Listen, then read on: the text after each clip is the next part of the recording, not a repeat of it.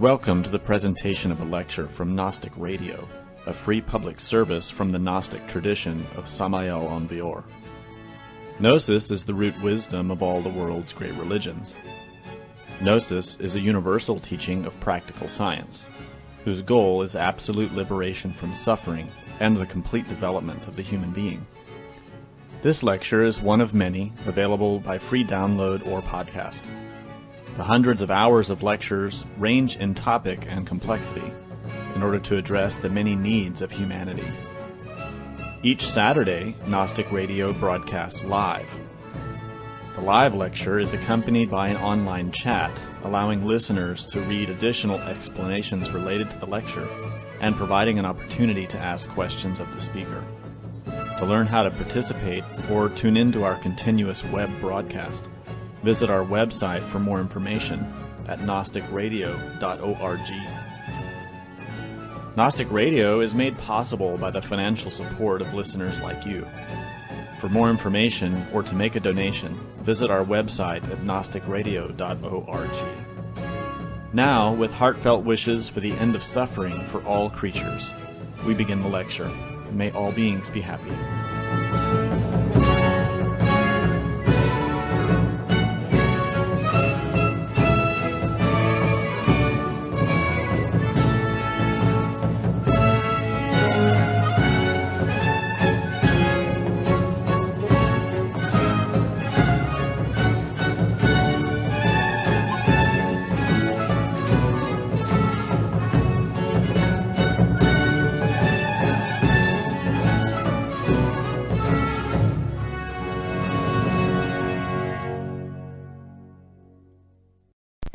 The Hebrew letter Beth is the second letter of the Hebrew alphabet,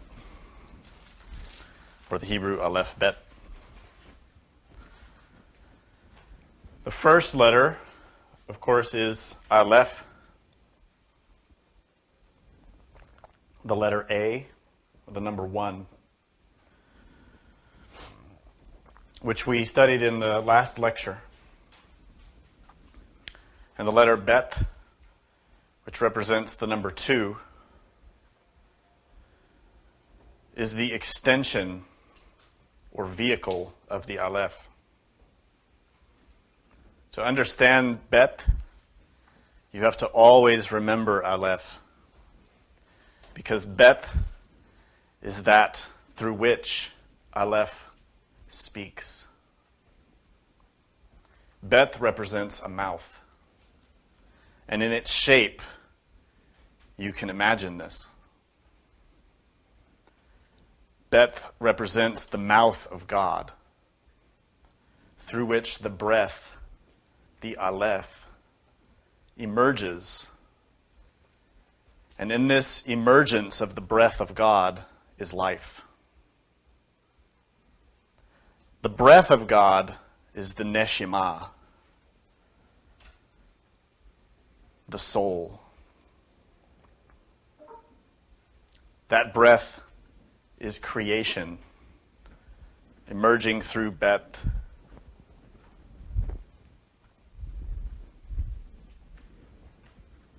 This is why Beth is the very first letter of the entire Bible.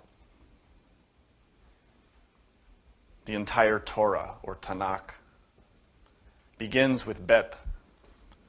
The significance of this letter is underscored by this simple fact: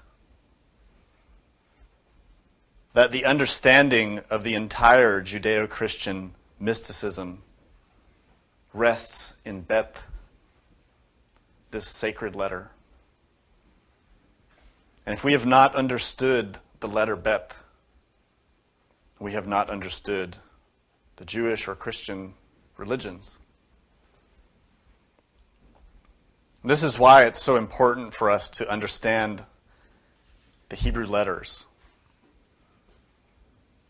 Even the Christians who claim to have a doctrine of truth, who reject the study of the Hebrew letters, are in fact rejecting the teacher, Yeshua, Christos, or Jesus Christ, because he stated explicitly that he did not come to abolish the prophets or the law, but to fulfill them. And as a master of Israel, as a rabbi, he knew the Hebrew letters and the Kabbalah very well. His teachings are entirely Kabbalistic. Therefore, any true Christian must know the Kabbalah and must know the Hebrew letters. All the teachings of Yeshua Christos come from Kabbalah and refer to the Hebrew letters. So we must know them. Beth is the first letter of the first word of the Bible, and that word is Bereshit. It's from this letter Beth that the entire Bible emerges as an expression of that Aleph, the breath of God. And this is why we call the Bible the Word of God. The Word is the Logos. It is the expression of something that is inexpressible. This is part of the importance of these Hebrew letters.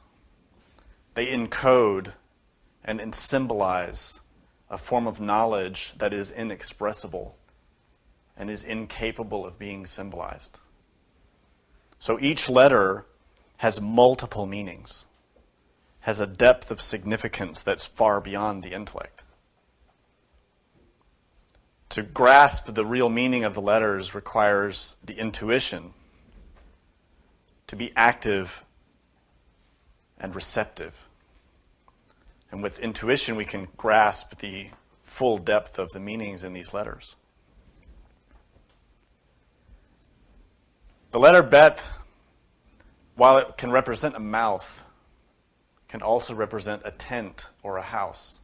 And you can also see that in the shape of the letter. And the Bible, both the Old and New Testaments, are full of references to the house of God, to the temple, to the tents of Israel. And all of these are related to the Beth. In fact, to write the word house, you write Beth or Bait, which is spelled with this letter B, of course, at the beginning. The word Beth or Bait is spelled with the letter Bet, the Yod, and the Tav. And we see these three letters in the word Bereshit, the first letter and the last two letters. Between those three letters are three more letters, Resh, Aleph, and Shin. This has an importance because Resh, Aleph, and Shin, who are in the middle here, Resh or Rosh means chief, ruler, or king. When you understand that Beth, spelled Bet Yod Tav, is the house, and when that king, Rosh, comes to inhabit that house, it spells Bereshit, creation, Genesis. In other words, when the king, when the being comes into our house, which is ourselves, then Genesis can happen. Creation. The creation of the man in the image of that king, or the image of God. And this understanding is the very fundamental basis of religion. The union between ourselves and God. Religion comes from the Latin religare, which means to reunite, which of course relates well to yoga, coming from the root yug, which means to yoke or unite. But the true root of yoga, the real meaning of yug, is to unite oneself with a truth. And that singular truth is in the Aleph, the first letter, the breath of God, that wind that hovers over the waters of creation. This kind of union sets up a duality, philosophically speaking, spiritually speaking. That there are two parts, the lower man, the terrestrial man, and the superior man, or celestial man. And St. Paul wrote about this in his writings, the two men, the natural man and the spiritual man. The union between these two is called realization of the self, the fulfillment of religion, the awakening of the consciousness, the eruption of the void, enlightenment, liberation. And all of that is represented in Beth. As the second letter, it represents a duality, a twofold nature. Yet, those two parts are related. And you also see this in the structure of Beth. Two horizontal lines joined by a vertical line. There is, in any duality, a third factor, which is their relationship. Between a man and a woman who are a duality, the third factor is that relationship that they have with each other. And this is in the Beth.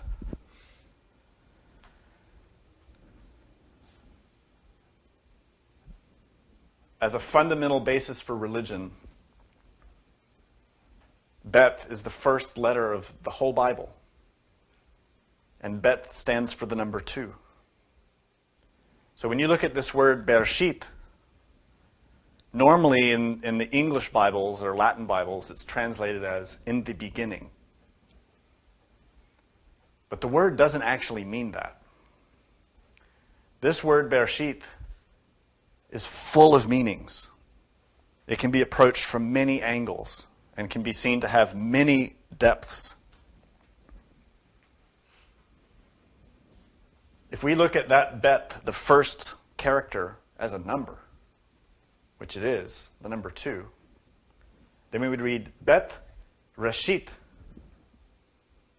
And Reshit means kingdom.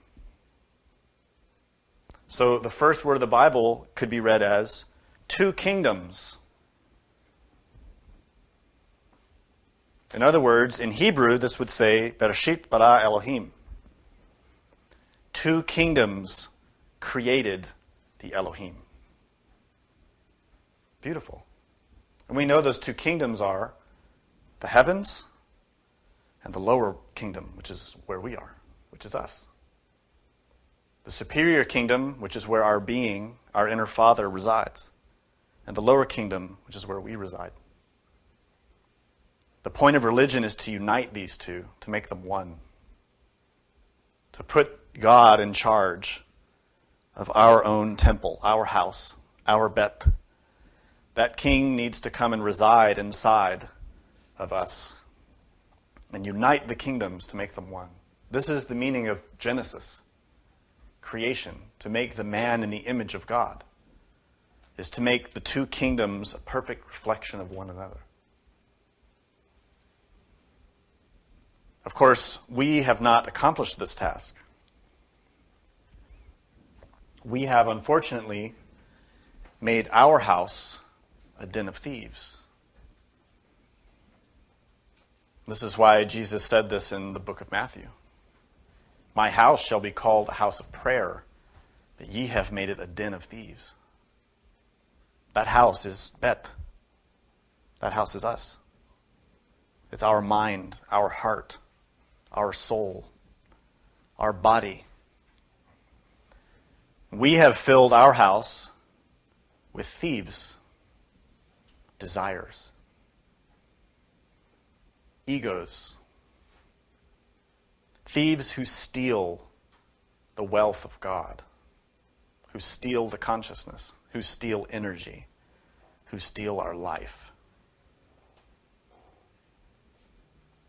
This is a very easy thing to confirm for oneself if we're serious about self-observation.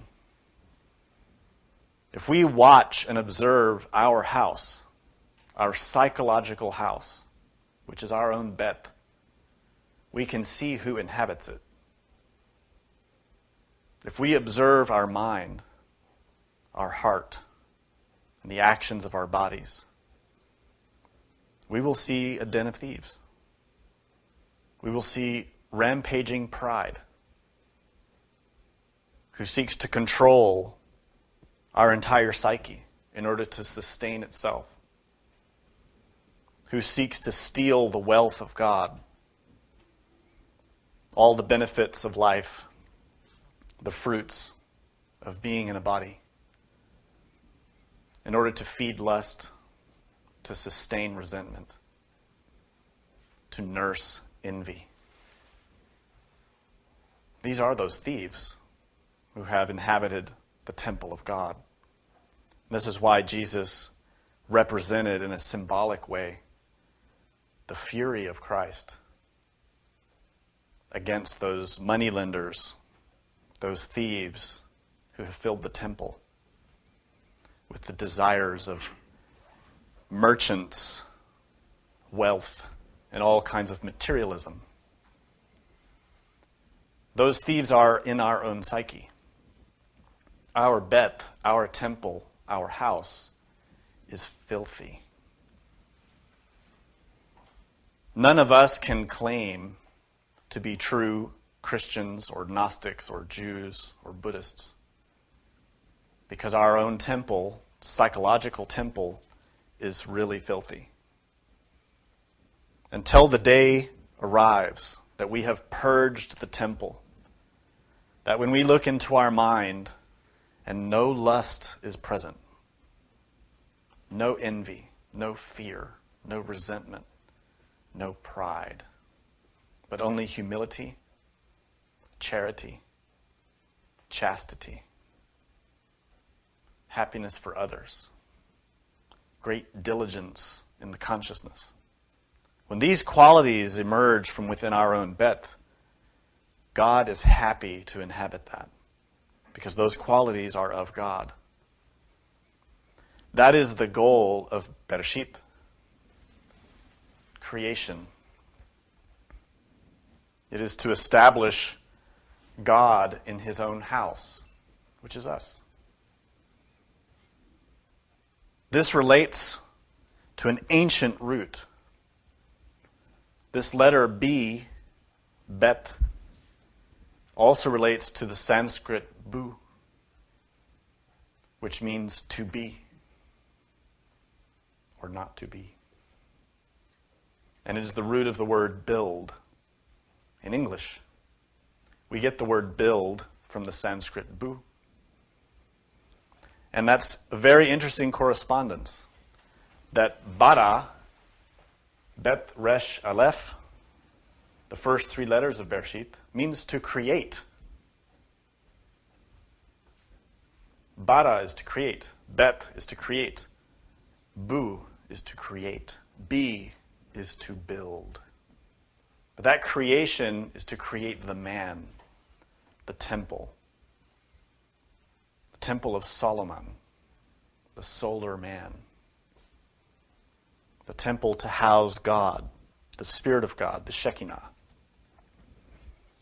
And this is why Moses received the command, "Let them make me a sanctuary that I may dwell among them." That sanctuary is our own temple, where we have to place the Aron Kodesh, the Ark, which just relates with our heart, where the most pure, most sacred, most holy artifacts are kept. This is not something outside of us. It is inside. When our heart is purified, our Divine Mother will inhabit our heart. The Shekinah, the Spirit of God, that feminine spirit who holds all the mysteries of creation in her hands. She is also Beth. Beth is feminine. Beth is the goddess who stands next to Aleph,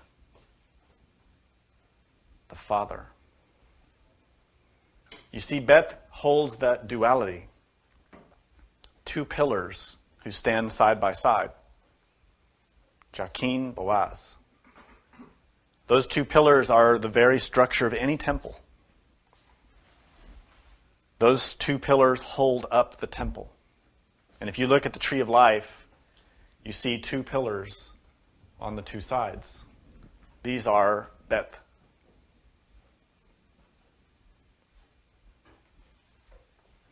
The Father himself is not exclusively masculine, because to write Father in Hebrew, you write Aleph, Bet. A, B, male, female. God is male, female. God creates through the power of two. This is why Bereshit starts with Bet, the number two. Creation comes in twos, always. On every level of nature, everything that is created comes through male, female. This has been established by God. This is a law throughout all the universes, throughout all the infinites. It reflects the nature of God's creation. So how could God be exclusively male? It's illogical. It's incomprehensible. A male alone cannot create. A male needs a female. God, the Father, needs God, the Mother. Abba. Amma. Abba is Father.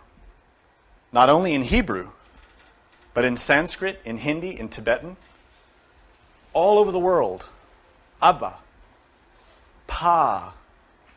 In English we say pa and ma.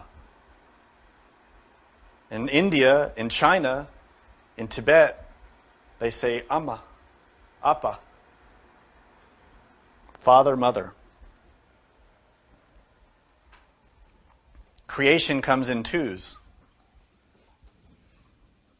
Everything reflects this duality. Our entire temple, our entire Bet reflects this. We have two eyes, two ears, two nostrils, two halves of the brain, two lungs, two hands, 2 feet. And all of those organs are creative. All of them. With our eyes, we create. With our ears, we create. With our nose, when we take breath and exhale, we create. With our hands, with our feet, with our lungs, with our brain. These are all creative. They are all masculine, feminine. With our kidneys, but most of all, with our sexual organs. Every male has 2 testicles. Every female has 2 ovaries. Yet alone, they can do nothing. They can only create through cooperation. But there are 2 ways to create. Creation itself is a duality.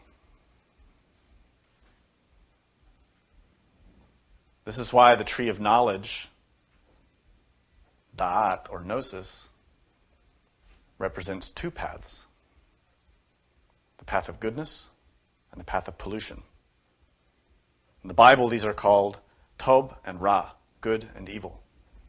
But Ra means pollution, impurity. Tob means purity or goodness.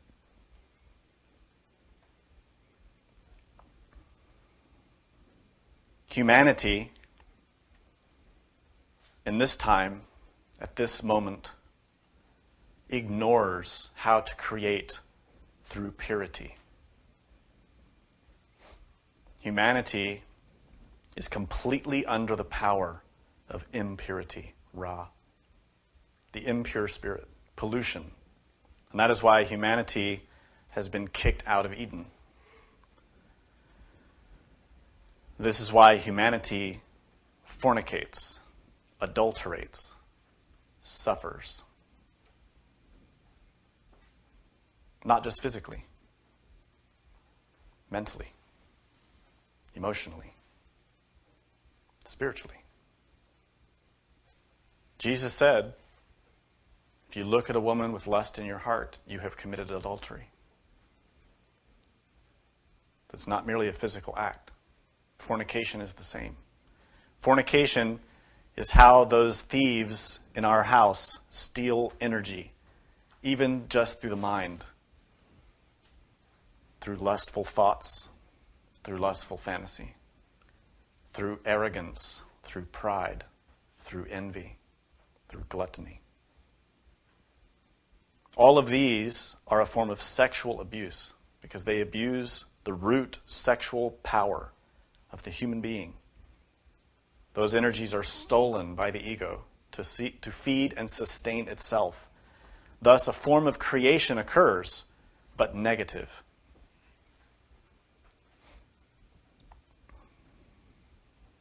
The ego uses the powers of God to create negatively.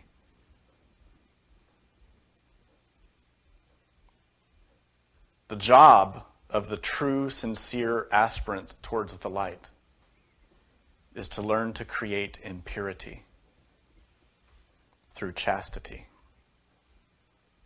not just physically, emotionally, mentally, spiritually.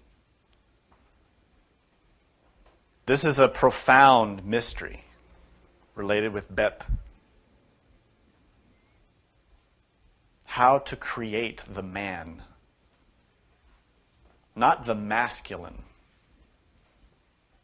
To create the superior man, the soul, the manas. Sanskrit, it relates to the mind. To create the man is to create the wedding garment which Jesus spoke of in a symbolic form. It is to create the chariot of Ezekiel, the Merkabah, the Sahu of the Egyptians, the boat of Osiris, the boat of Ra, the ark, the Aron Kodesh, the sacred vessel, which is built by the instruction of God to house the reflection of God, the Shekinah, and carry us across to the other shore to unite the two kingdoms. This form of creation can only be done by the power of the Elohim who is within us. This is why the Bible starts, Bereshit bara Elohim.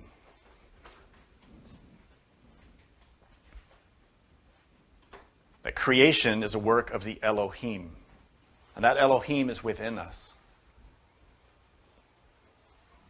Bereshit bara Elohim. Usually translated as, in the beginning, God creates. In the Zohar, this phrase is translated as, in wisdom, Elohim creates. Why does it say in wisdom?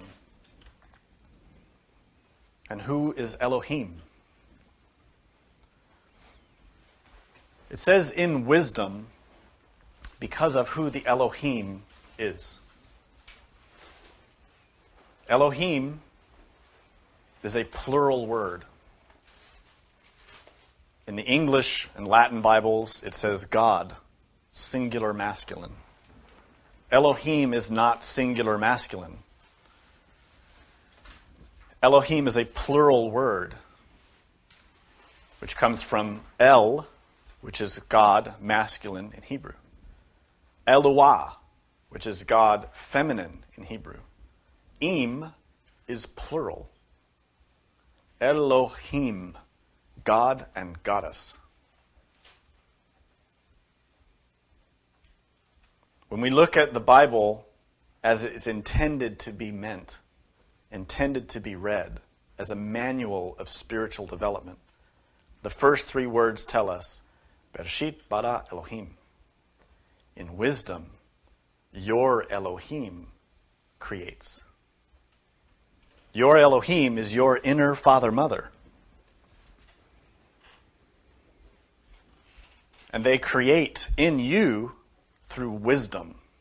But wisdom is Chokmah, the second sphere on the tree of life, which, of course, relates with Beth, because it is the number 2. Chokmah is the Hebrew word for wisdom. Chokmah is Christ. Chokmah is a level of nature in which there is no individuality. There is unity. There is purity. There is one law, which is love. Love as sacrifice. Not love as attachment. The most beautiful representative of the force, the energy, the brilliance of Chokmah in the last age was Yeshua Christos, which is not a name. Jesus Christ is not a name. It is a title. Yeshua means Savior. Christos esoterically means fire. Savior, fire. Yeshua Christos, an expression of Chokmah, wisdom, the pure force of sacrifice. And this was beautifully represented in the symbolic story of his life and in his teachings. What did he teach? The way to the light. The way to the truth, which is through the Son. That Son is Chokmah. That Son is Christ, who must be born in us.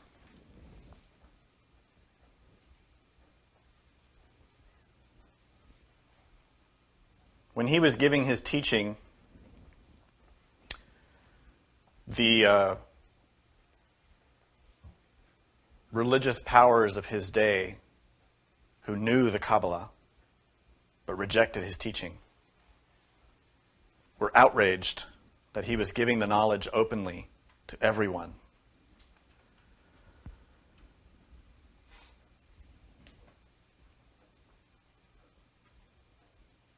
It says in the Bible that he said to them, "Destroy this temple, and in 3 days I will raise it up." That temple is his body, Beth. But then the Jews said to him, "It has taken 46 years to build this temple. How will you raise it up in 3 days?" But he was speaking of the temple of his body, Beth. That temple of the body is the teaching of Yeshua, how to build it. Those 3 days are symbolic. And we'll come to that in another lecture. But he explained in detail how to build that temple. And what was his instruction? Very simple, very beautiful, and almost everyone knows it. But no one knows what it means. He said, "Whosoever hears these sayings of mine and does them, I will liken him unto a wise man who built his house upon a rock." Who is the wise man? A wise man is one who has wisdom, Chokmah, Christ. This is not to have a belief. This is to have incarnated that. To be a wise man. In Greek terms, it would be pneumatikos, to be one of the Spirit, to have the Spirit, to have Christ And he continued saying, "And the rain descended, and the floods came, and the winds blew, and beat upon that house, and it fell not, for it was founded upon the rock."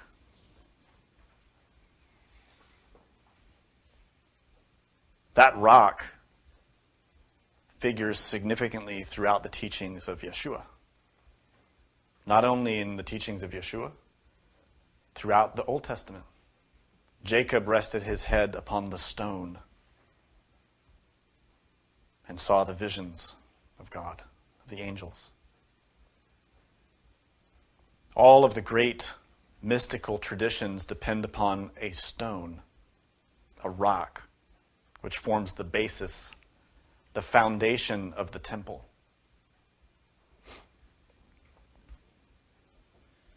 The word foundation in Hebrew is yasod, the ninth sphere. This is the foundation upon which we have to build our temple. And if we make a Beth,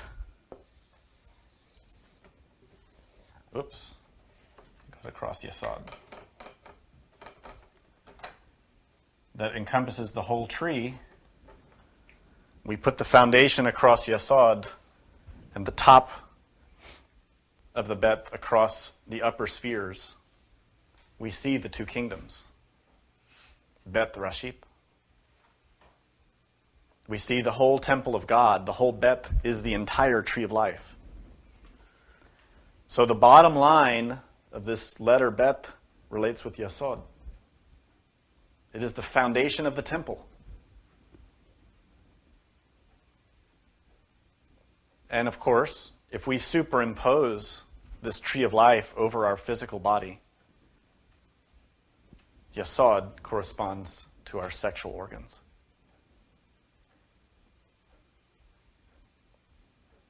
The foundation of our temple is sexual. This is why marriage is sacred. This is why chastity is a requirement. This is why thou shalt not fornicate. This is why thou shalt not commit adultery. Because if you do these things, you are building your temple on sand. And when the rains come and the wind howls, your temple will fall, and great will be the fall of it.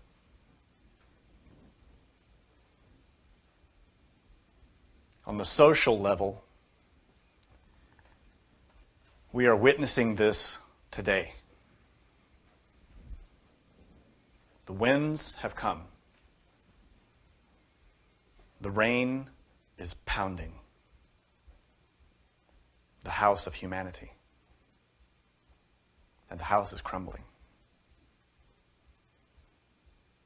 This society is completely unstable.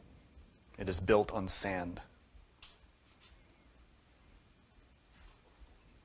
It will only take a feather falling upon it for the entire house to crumble. And we all sense it. This house of humanity, this society is so fragile. It is but a breath away from utter chaos and collapse. And we know this. We all feel it.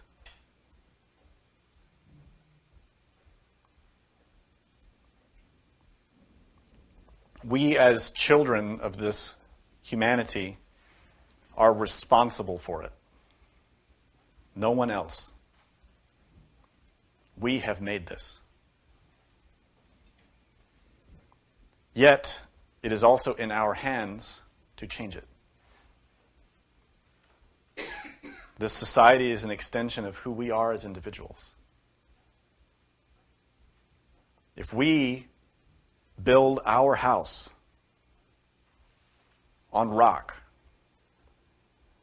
the rock of God, the patar, Peter, the doctrine of chastity,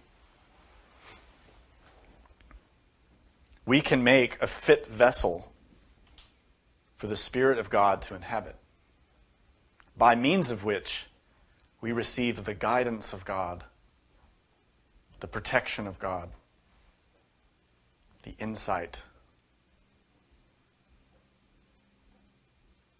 And from that place, we can help our brothers and our sisters. But first, we have to build our temple. We have to establish our own Beth, our own house.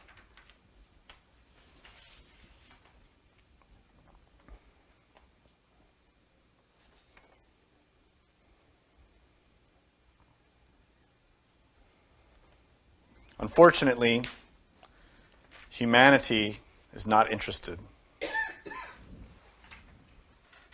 in the establishment of the temple. So if we become serious about this teaching, whether we call ourselves a Gnostic or a Christian or a Jew or a Buddhist, is irrelevant. If we do the work, humanity will punish us. Do not expect humanity will love you for it, because they will not. During the life of Yeshua, when he was born in Bethlehem, the house of the bread of wisdom, the manna, the ruling powers were so threatened by his presence that they wanted him killed. The ruling powers are, of course, symbolized by Herod, the king, who sought to have all of the firstborn children of Israel slaughtered. And this is but a repeat, a recurrence, a repetition of what happened in Mitzrayim, in Egypt. And what happened in many other lands, in many other places, in many other times. Because these all reflect the true story, which is what will happen in our own lives when we take up the true path. That our own ego will fight tooth and nail against this teaching. Herod represents our mind. The Pharaoh, the one who has been in charge of the kingdom and who will not relinquish it.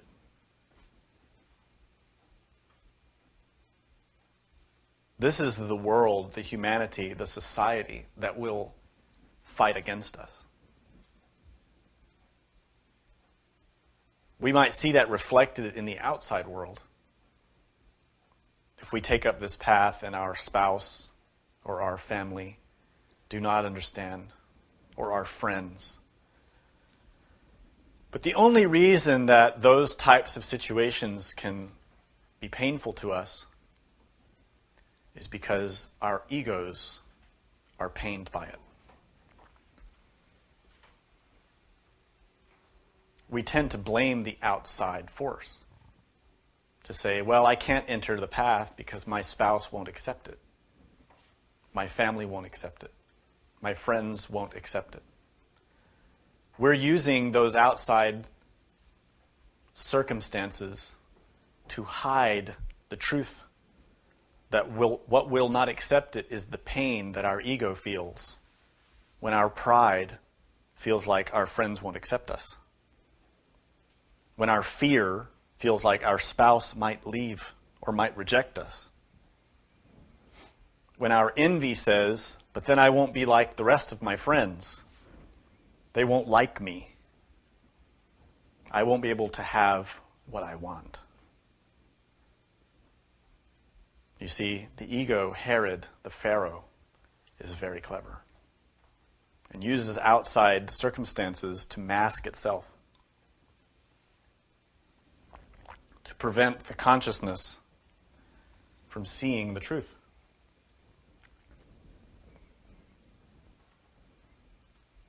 The reality is that our consciousness needs this doctrine. This is why it's being given. Our soul is longing to be saved from the clutches of Pluto.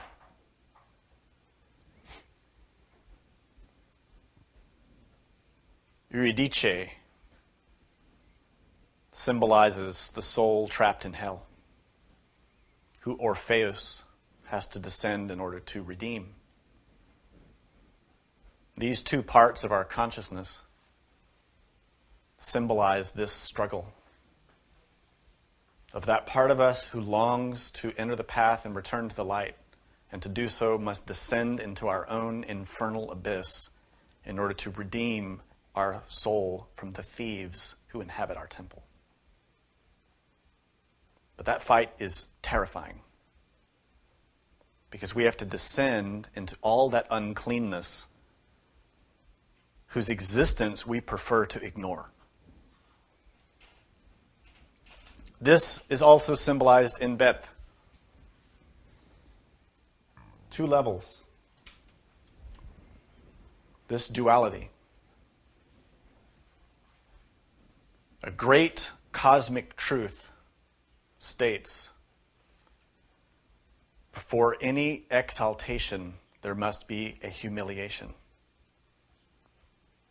In order to ascend, you must first descend.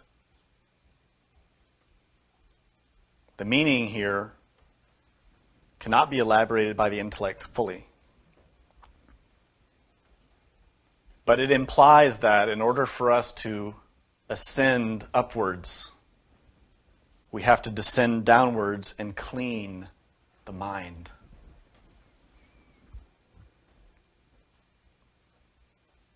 In order to receive the blessings of God, to rise upwards towards God, we have to humble ourselves, to lower ourselves, to bow.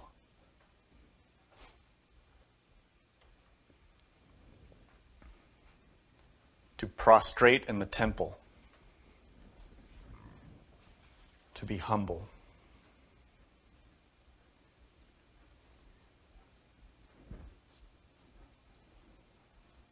This descent also specifically relates with Yesod.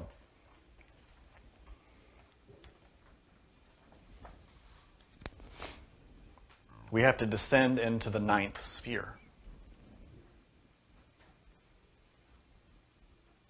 This also has a great significance.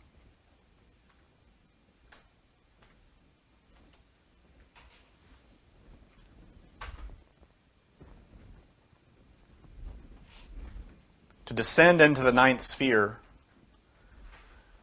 is to face the greatest ordeal, the most difficult challenge, the most profound work that any human being can face. That descent is to enter into the path of chastity.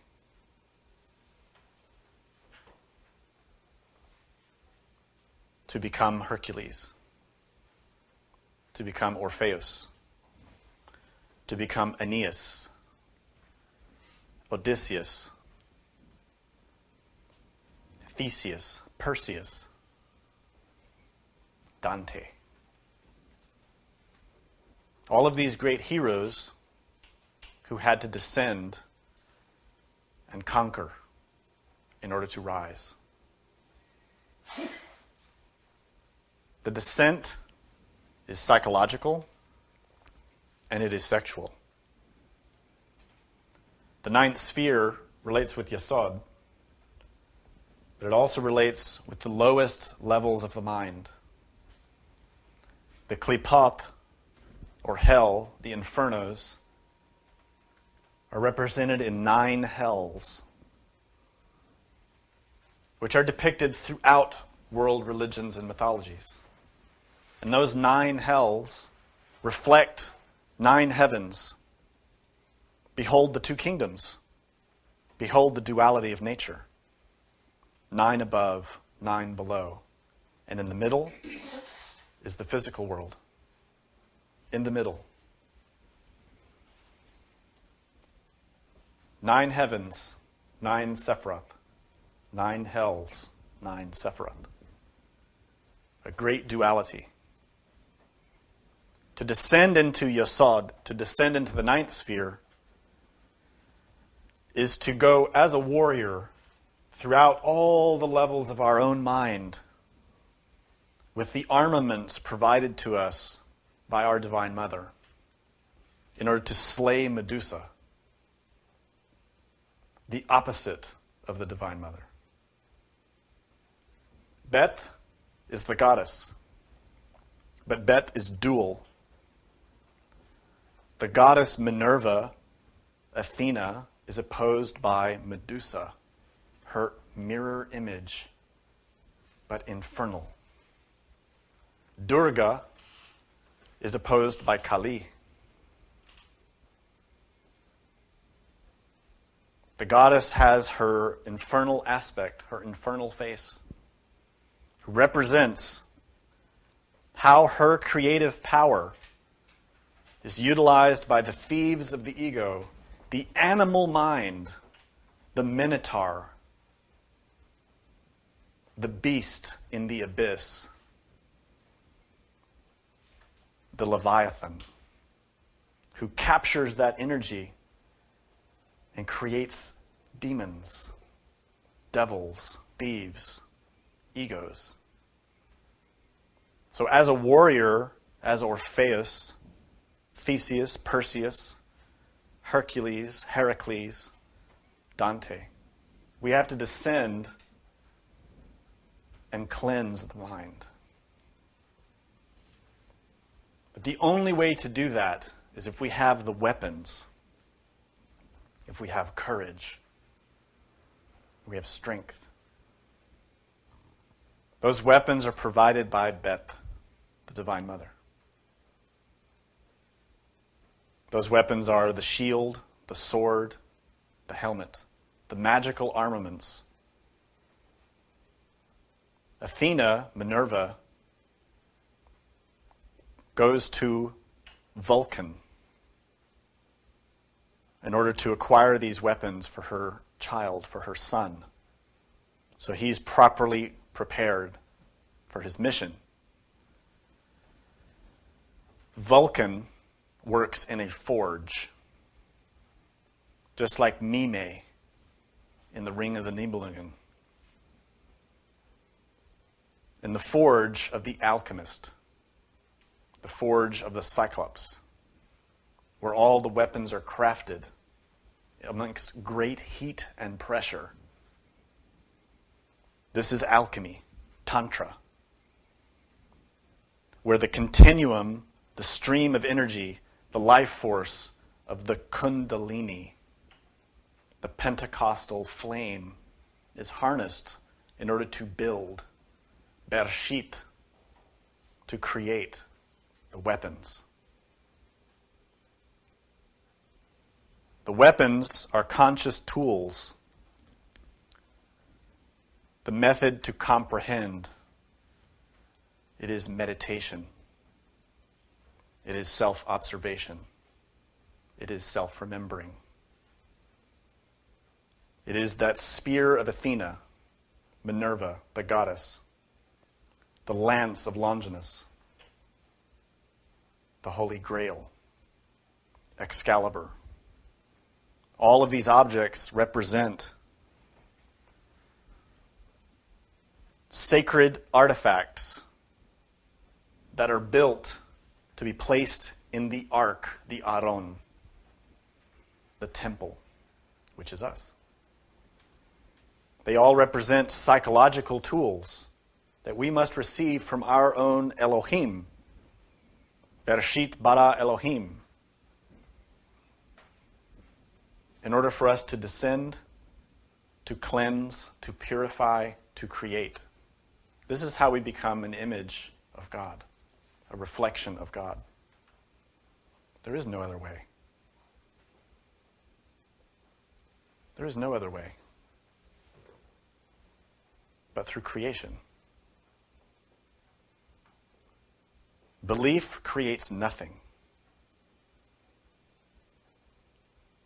We believe one thing today and another thing tomorrow.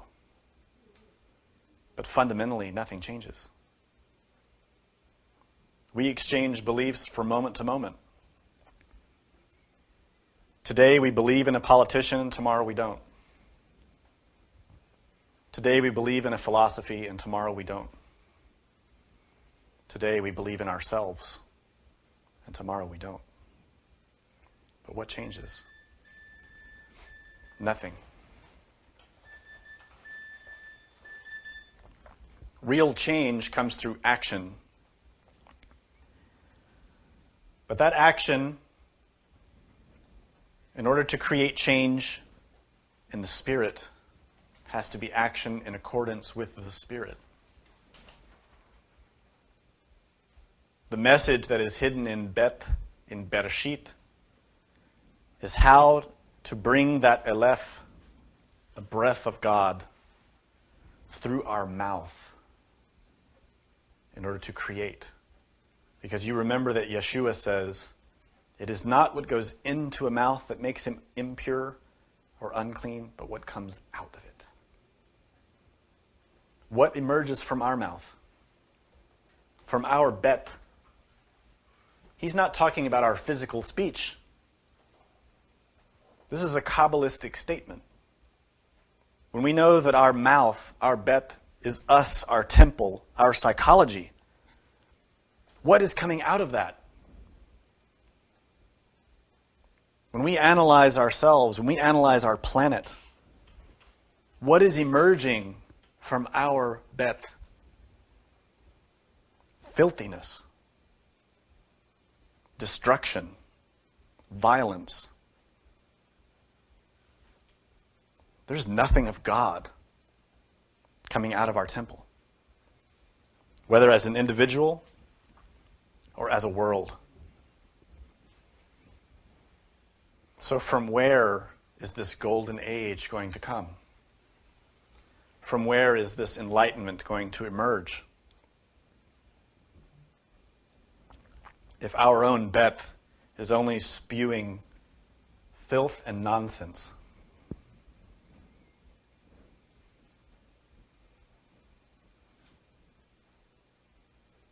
we have to descend.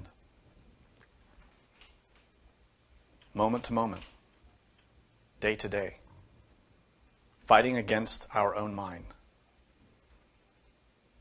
fighting against all of those tendencies towards idiocy, which we all have.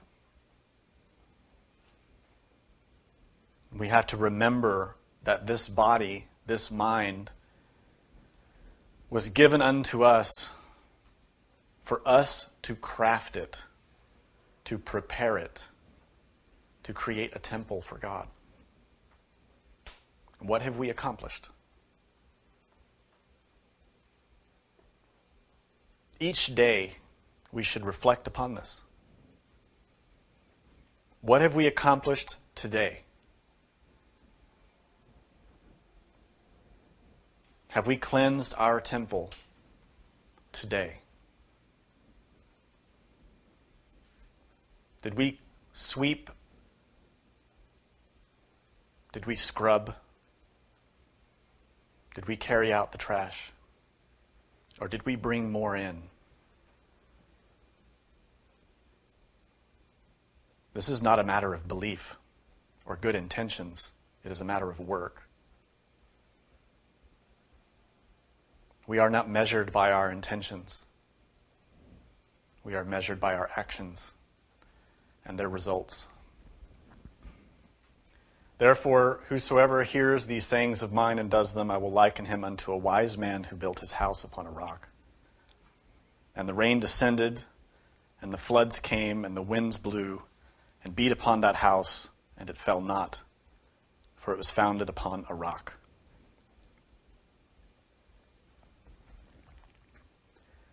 And every one that hears these sayings of mine and doeth them not shall be likened unto a foolish man which built his house upon the sand. And the rain descended, and the floods came, and the winds blew, and beat upon that house, and it fell, and great was the fall of it.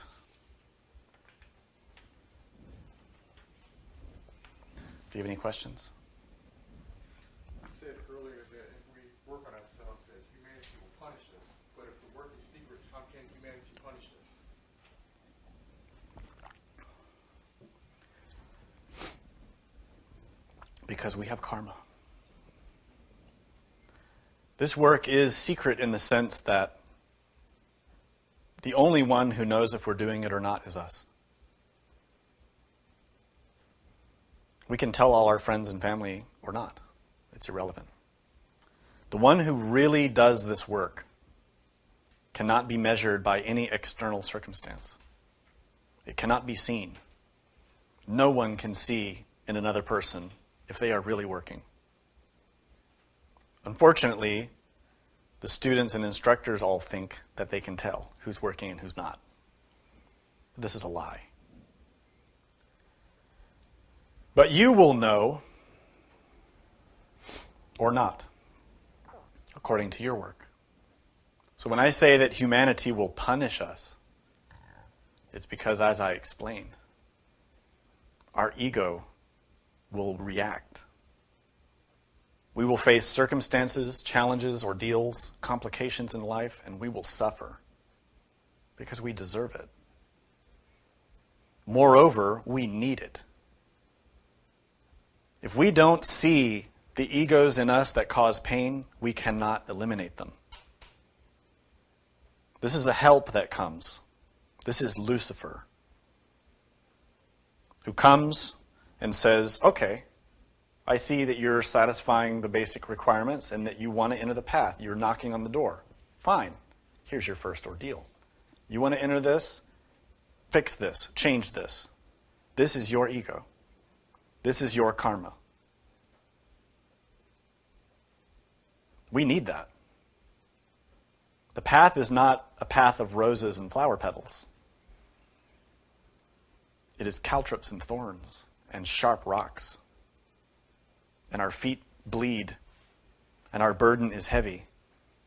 And this was represented by Yeshua carrying his cross up to the Mount of the Skull, the place of death. We have to die. And the process of reaching that death is painful, and no one helps us.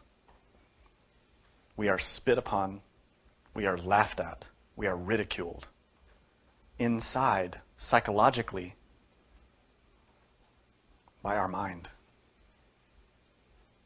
It's not related to external circumstances, except psychologically. Our external circumstances could be good or bad, or indifferent. What makes us suffer is our mind and how we react to things. When we really take up the path, when we take up our cross and begin to seriously seek after that psychological death that we need, then as a blessing, God brings that crowd to spit upon us, to ridicule us. They come because of God. They come because we made them. They are those thieves in our mind who we need to kill. How do we kill them? By walking up the road. By continuing on our steps up that road. By not becoming identified. Very few do it. Most people hear this teaching, see the truth of it, feel the call. They begin to try.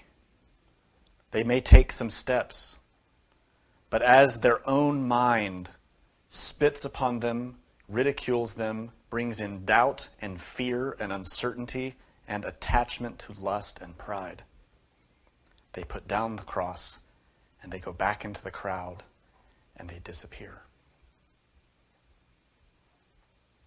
Most people. This path is for the few. It is only for those who can take it. This is not external circumstances. This is psychological. Those few who have the strength of will to withstand their own mind, to to not become identified, to maintain conscious equilibrium in the presence of doubt, in the presence of lust, envy, fear, resentment, gluttony, laziness, everything, and to keep one's focus on that cross on the top of the place of the skull, that we must die, that this mind must die. By doing that, let the world punish us. Let the mind rebel. Let Herod attempt to kill the birth of Christ. Let the Pharaoh come. When we grasp to God and embrace the death of the mind, we will achieve it. It is inevitable. There's another question back there. When Aleph goes into Beth, it is the breath of God. But when physically we breathe out, it is carbon monoxide, which is poison. Can you say more about it? Yes. When the Aleph passes through Beth, the mouth, it is the breath of God which creates. But in us, when we exhale, it is poison. Carbon monoxide, right? Or dioxide, right? When we breathe out, it is poison. Why? Because we are filled with poison, psychologically.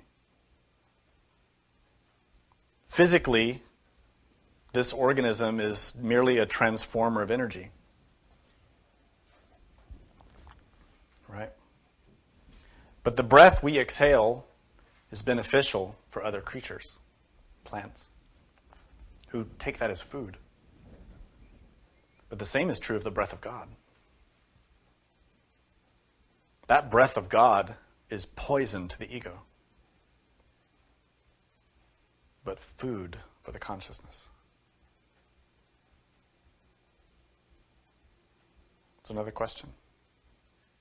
The man that builds the house on sand is a fool, as the opposite of the wise that builds on rock.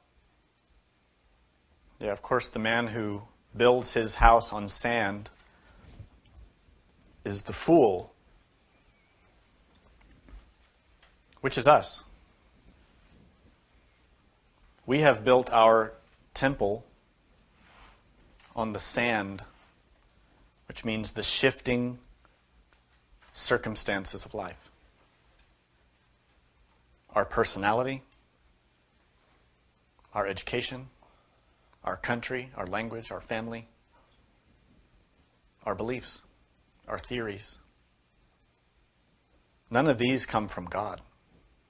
They are all merely circumstantial, and they change. How can we rely on anything like that to last? Particularly spiritually.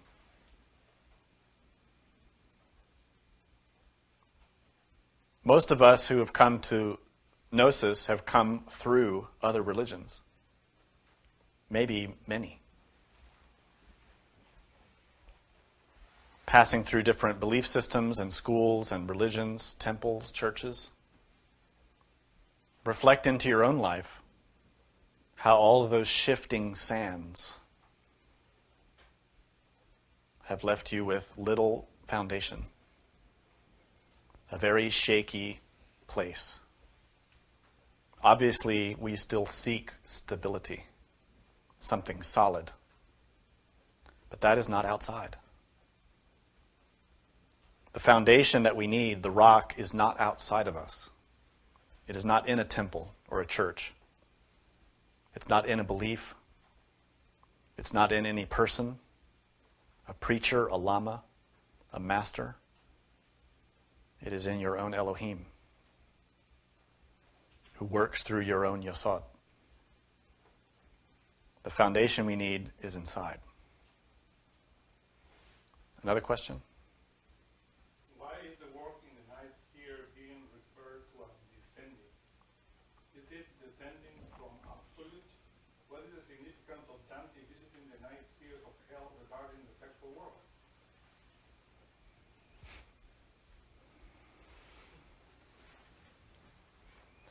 To fully explain the mysteries of the descent into the 9th sphere requires that one walk the path. It is a very deep and long explanation. Dante descended into the 9th sphere because he was searching for his true love, Beatrice. And in order for him to reach her, he had to go first through the depths of hell. It's the same symbol as Orpheus searching for Eurydice. And this is because our own consciousness, our own Beatrice or Helen, is trapped. And that work is sexual because our very nature is sexual. The very fiber of our being is sexual. Creation in any level is sexual. That descent into the abyss is merely a reflection of how the descent of the Ein Sof Or occurs throughout all the levels of nature. The ray of light, the ray of creation, Yeshua, Quetzalcoatl, Kukulkan. That light bursts forth from the great unknowable and flashes down all the levels of life and existence and penetrates all the way to the bottom of the pit.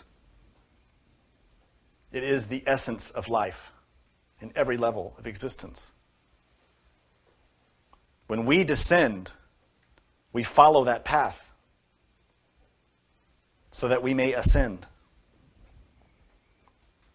If our consciousness, our soul, is trapped in hell, it cannot ascend to heaven. It is bound by laws, by karma, cause and effect. We are trapped in our circumstances now because we deserve it. If we want different circumstances, we have to produce new causes. And to do that, we have to pay for the causes we already set in motion. We have to resolve the effects of them. We have to remove those effects so that the causes disappear, so that new causes can be created. This is all a creative process. No belief can penetrate that. No belief can create a child, and no belief can free the consciousness from hell. Everybody loves to believe in this or that. To say, I believe in such and such a master, or I believe in such and such a religion, that's nice. But what comes of it? What fundamental change comes of that? How does life fundamentally change? Through cause and effect. Therefore, if you want your consciousness to be free of pain, to be free of the burden of lust, to be free of the suffering of anger, you have to resolve the cause and effect of that anger. You have to remove that cause and effect from your temple. And the way you do it is through the Divine Mother, through Beth. She is the one who provides the weapons, the armaments, the method, the instruction, the intelligence, the wisdom to do it. No one else can do that but God. Another question?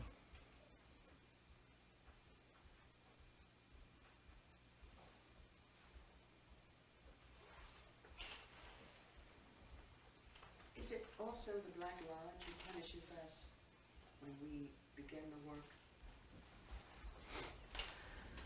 Well, the Black Lodge is a word we use to represent all those forces that are trapped in the devolving current of life, which is that residue or the consequences of former actions that were out of balance with the law.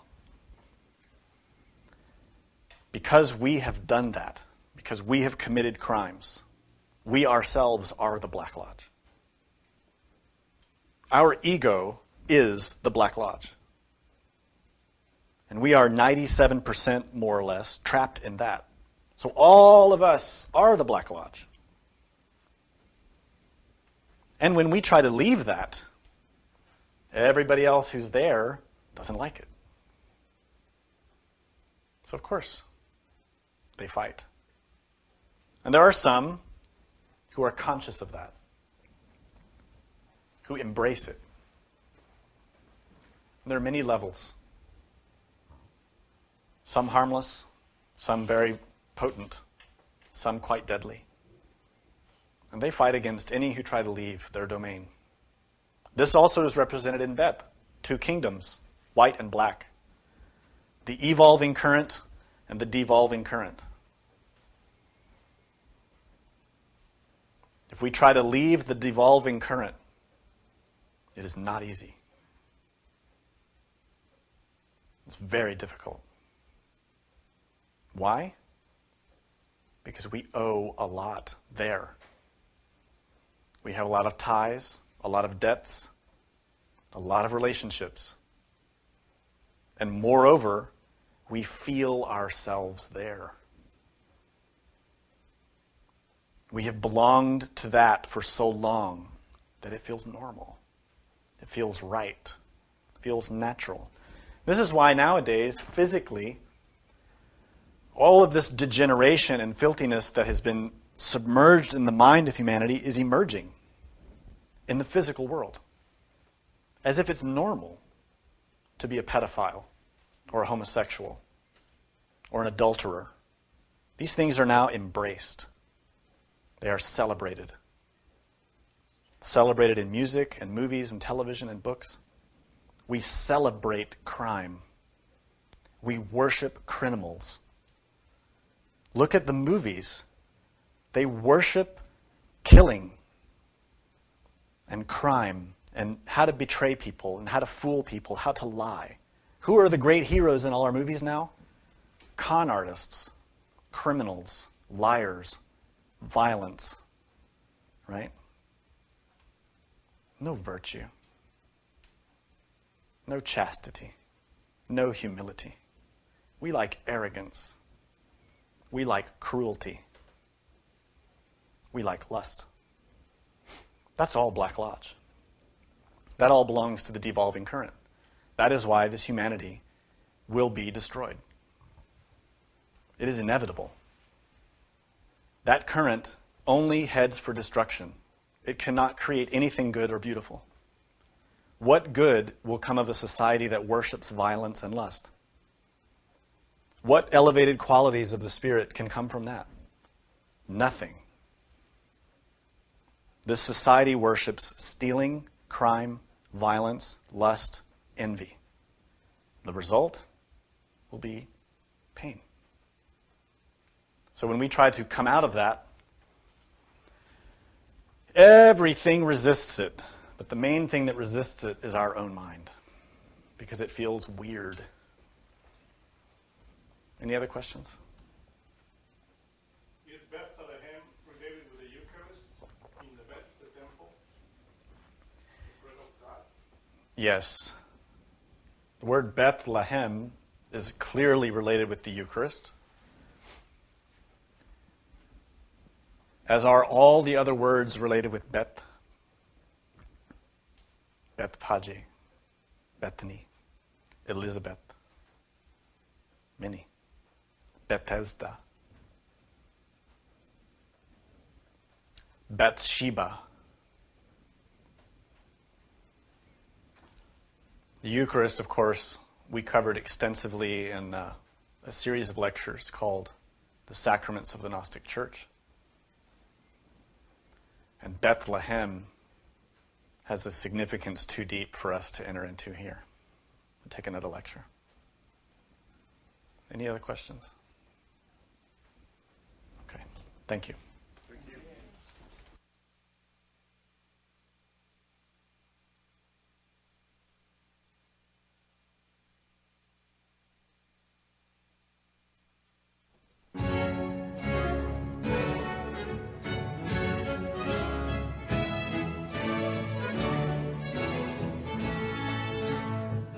presentation of this lecture was made possible by donations from listeners like you. Help Gnostic Radio to help others. Make a donation by visiting gnosticradio.org. For questions and deeper understanding of this lecture, we invite you to explore the wide variety of resources available on our websites. Thank you for your support. May all beings be happy.